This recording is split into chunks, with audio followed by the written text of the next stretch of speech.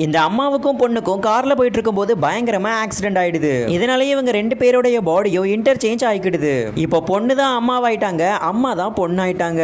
நம்ம பாடியை திரும்பவும் ஸ்விட்ச் பண்ணி ஆகணும்னா இது மாதிரி இன்னொரு ஆக்சிடென்ட் நடக்கணும்னு சொல்றாங்க. இன்னையில இருந்து நீ என்னுடைய பாடியை வச்சுட்டு எந்த ஒரு விஷயமும் பண்ணக்கூடாது, குறிப்பா நீ அந்த சிஓ பக்கத்துல போயிடவே கூடாது அப்படின்னு சொல்றாங்க. அன்னைக்கு மறுநாள் இந்த பொண்ணு அவங்க அம்மாவுடைய ஹை ஹீல்ஸ் எடுத்து போட்டுக்கிட்டு ஆபீஸ்க்கு போலான்னு முடிவு பண்றா. பட் இது வரைக்கும் இந்த பொண்ணு இதெல்லாம் போட்டு பழகுனதே கிடையாது. அதனால திரும்பவும் தனக்கு கம்ஃபர்டபுளா இருக்கிற பிளாட்டான ஷூவை தேடிட்டு இருக்கா. லிஃப்ட்ல வந்து சிஓவை பார்த்ததும் இந்த பொண்ணு தன்னை மறந்து கையை காட்டிடுறா.